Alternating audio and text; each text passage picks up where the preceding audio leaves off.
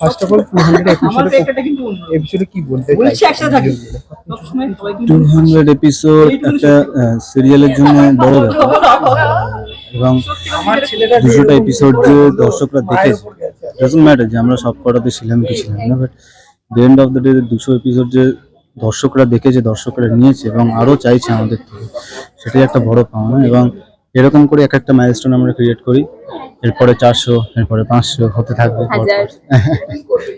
তো যুগ চলছে, বিয়েটা হচ্ছে না। মানে হচ্ছে এটা তোমার এন্টায়ার দেখে মনে হচ্ছে কি বিয়ে কি হবে এবার কি না বিয়ে? দেখছি 400 এপিসোডের মধ্যে দেখা যাক যদি কি হচ্ছে, হতে পারে। সেটা দেখতে হবে দর্শকদের, তাই তো? সেটা দেখতে হবে দর্শক। আজকে সাজটা নিয়ে কি বলবে সব? আজকে আমার হিরোইনের সাজ হ্যাঁ, হিরোইন সাজে কি বলবে? কি বলবো, হিরোইন তো যে সাজে অল টাইম থাকুক না কেন তাকে তো সবসময় সুন্দরই লাগে, কারণ তিনি রাজকুমারী বলে কথা।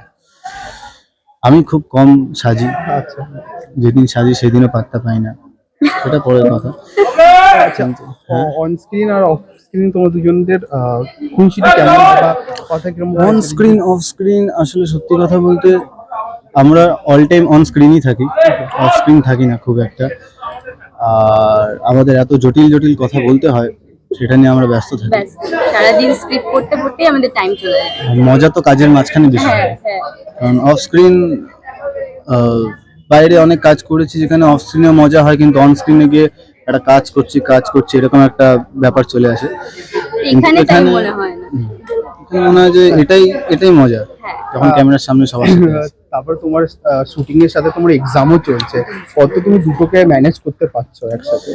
এই যে কতটা আমি ম্যানেজ করতে পারছি, কথাটা না আমি রেজাল্ট না পাওয়া পর্যন্ত বলতে পারি না। রেজাল্ট আমি যখন পাবো, যদি ভালো পাই তাহলে খুব ভালো ম্যানেজ করেছি, যদি না পাই ভালো তাহলে বাজে ম্যানেজ করেছি।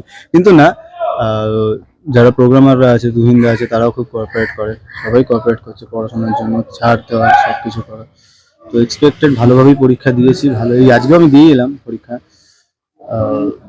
না, ওদের কোঅপারেশন ছাড়া খেলাধুলা হয়ে যায়। ওখানে ক্রিকেট স্টেডিয়াম আছে একটা, ব্যাডমিন্টন খেলি সিনারা স্টেডিয়াম, ওখানে আচ্ছা ওখানটা ক্রিকেট খেলা সবাই। আমি যেহেতু খেলতে পারি না, খেলি না, ধুতি টুতি থাকে তো